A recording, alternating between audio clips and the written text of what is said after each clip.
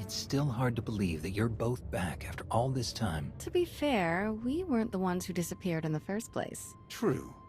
We weren't the ones who charged away aboard an exploding ship. All of those years without you. It wasn't easy. I was a nervous wreck, wondering what had really happened to you. I guess what I'm saying is, never worry me like that again, okay? I've waited a long time for you to come back to me, Kira. We have a lot of catching up to do, don't we? Why don't you tell me what's been going on? As I told you on Carrick Station, Tenebrae's last gruesome weapon. He sought immortality, but only his endless spite survives now. In your absence, I received guidance from an old ally.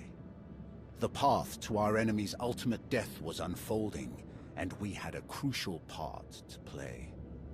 Tenebrae hid his original body where no one could harm it. As long as that body remained in stasis, the galaxy's greatest evil could never truly be killed. Unless we destroyed Tenebrae, the fight against Valkorion would never really be over. Since Valkorion is gone, I assume you succeeded. We did. As we later learned, we destroyed his first body just as you purged the last vestige of his twisted spirit from your mind. That is when his final weapon was unleashed. A Sith ritual, carved into his very flesh, unleashed an ancient plague from every molecule of his decaying corpse. We were both knocked out cold, comatose for more than a year. Satil Shan was the one who finally pulled us out of that nightmare, and started a new one. Since we had both been vessels for Tenebrae's power in the past, we were both protected to a large degree. Like a vaccine. But Satil had no such protection, nor did any of her followers. Within days, they were all laid low, trapped in a nightmarish slumber. In helping us, they are knowingly doomed themselves. This ritual, what can you tell me about it? Nothing. We lost consciousness even as we felt it taking shape. The infection is worsening. There is a darkness growing among the afflicted. We can feel their minds connecting, communicating. We're afraid they might be merging somehow. Merging into what? Another Valkorion? Is this plague bringing him back somehow? It's too early to make that conclusion. Whatever it is immensely dangerous. We must stop it. How? We loaded Satil and all of her followers onto a transport to keep them quarantined, along with a few med droids to tend to them.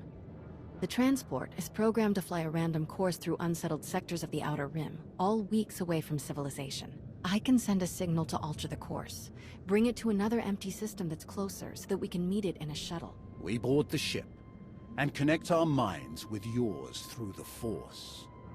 Together, we will face this entity and purge it from existence. And if we cannot purge it, then we destroy the transport and hope we've ended the old monster's schemes forever. Valkorion was in my mind for a long time. What if connecting with this entity makes it stronger instead of weaker? It won't. That is why we tested you as we did. To make sure that no trace of him remained. You will not strengthen this entity. Only destroy it. It'll be a while before the ship comes back into range. Scourge, did you... Yes. There is a private matter we should discuss. The sooner the better.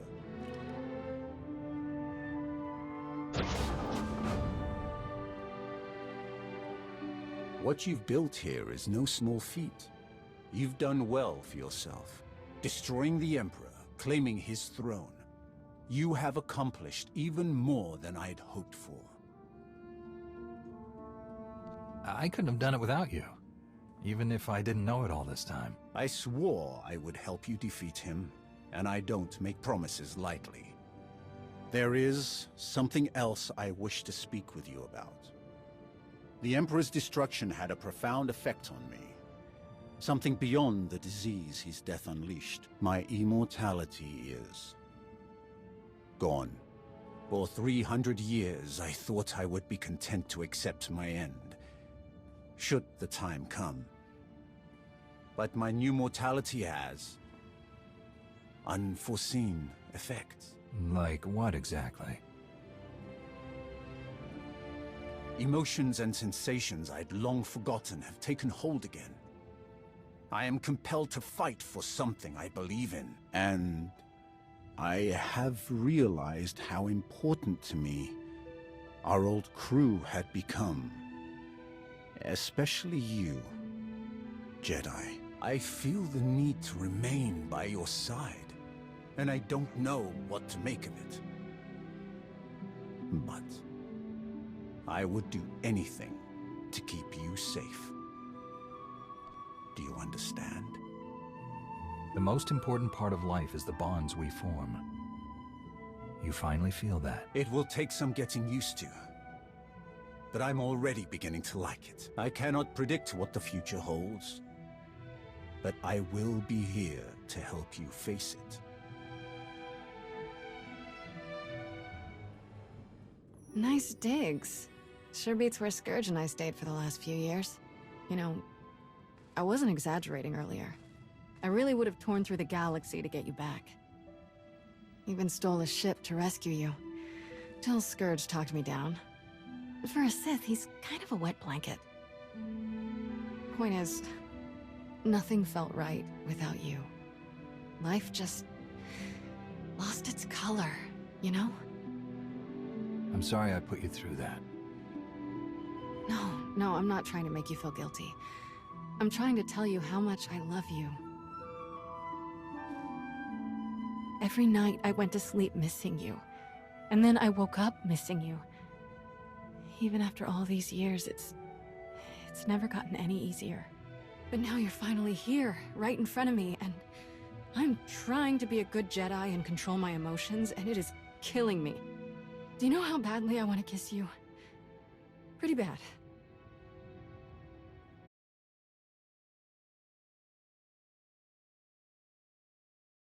I love you, Kira, and I'm not holding back anymore. The Force will understand. Thank the stars.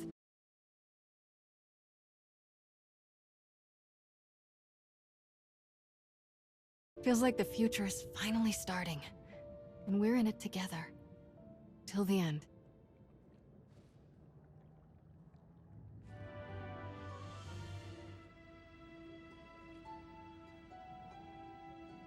We should talk. With your previous relationship renewed, it would seem that ours has run its course. Let's not belabor the situation with arguments or excuses. Agreed? I owe you an apology, whether you want one or not. You've been so supportive. You deserve better. Deserve is a crutch for the weak. I take happiness where I can find it.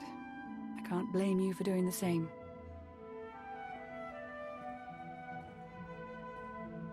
I wish you the best.